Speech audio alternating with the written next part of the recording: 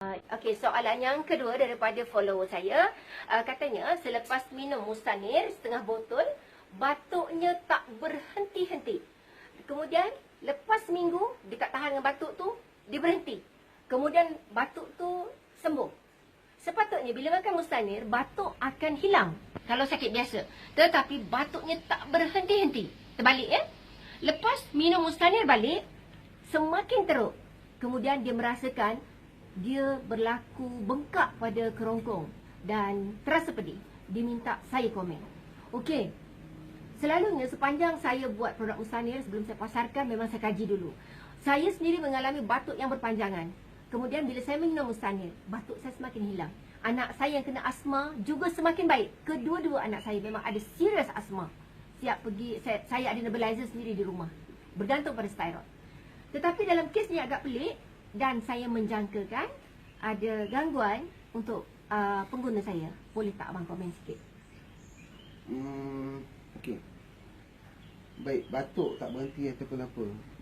Sebenarnya saya perlukan maklumat yang lebih sebenarnya. Sebab ni terlalu umum terlalu sedikit maklumat. Kalau baik, kita tengok macam ni. Kalau dia batuk, pertama batuk ada keluar darah ataupun tak. Dan kalau ada keluar darah, bengkak dan sebagainya, bengkak kongkong, batuk keluar darah. Darah tu sama ada darah beku ataupun darah hidup. Dan yang kedua ialah, antara kalau betul ada tanda gangguan, selalunya lepas asar ke maghrib, dada dia akan rasa panas. Tengkuk belakang pun kadang akan rasa panas, rasa berat. Ini antara simptom-simptom gangguan ataupun simptom-simptom santau. Dada rasa pedih. Jadi kemungkinan ada santau. Bagi mereka yang kena santau, pertama sekali saya nasihatkan jangan makan limau, apa-apa jenis limau pun. Daun limau, apa yang bersangkut dengan limau tolong pantang sekejap. Tolong pantang sekejap limau, jangan makan buat sementara waktu. Tapi kena pastikan dulu jumpa dengan perawat, jumpa dengan perawat Islam, pastikan sama ada betul ada santau ataupun tidak. Tapi sebenarnya ada tanda-tanda yang lain selain daripada batuk dan sebagainya. Mesti ada tanda yang lain. Cuma ni agak ringkas dia punya tu. Cuma ingin saya nak kongsikan kepada semua follower apa yang saya tengok ya. Suami saya merubat orang. Kalau orang yang ada santau, dia tak tahu pun yang dia ada santau. Dia kata cuma dia batuk keluar darah. Dah pergi hospital tak ada cakap apa-apa. Suami saya tak akan merawat orang suka-suka selepas disahkan oleh pihak doktor tak ada penyakit. Kemudian X-ray apa semua, tak ada masalah batuk kering apa semua. Suami saya minta dia bawa kangkung liar, bukan kangkung yang kita beli kat pasar tu. Dan saya rasa elok kita kongsikan dengan follower antara kaedah rawatan santau daripada suami saya. Dan di dalam produk Mustanir tu memang ada rawat doa ruqyah. Dan kalau ada orang gangguan sihir, memang akan rasa kesannya yang tidak enak pada peringkat awal. Okey bang, kongsi sikit bang tentang yang abang bagi kangkung tu. Baik, untuk santau kita tak pakai kangkung darat. Bukan kangkung yang tumbuh atas darat dia, tak. Kangkung yang tumbuh atas air, yang berjalan atas air, dekat kolam, dekat lombong.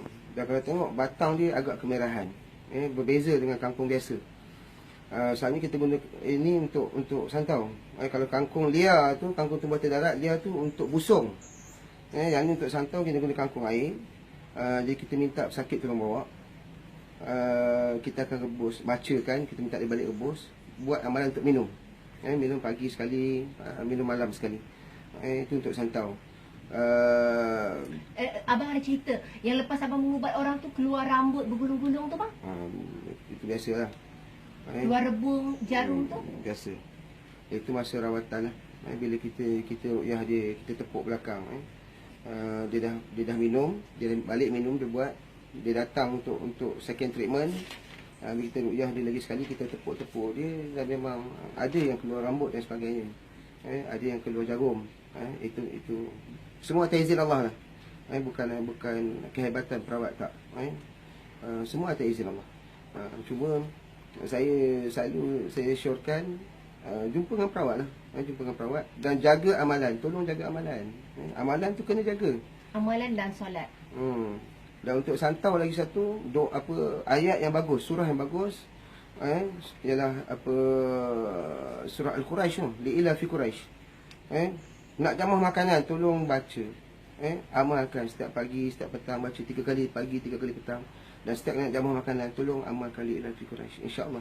Santau ke barang kotor ataupun ada racun, dia akan tawar insyaAllah. Okey, sekian, terima kasih dan terima kasih juga kepada suami saya, Abang Haji. Kerana berkongsi dengan follower saya. Salam sayang, salam ukuah daripada bonda dan juga suami saya. Assalamualaikum.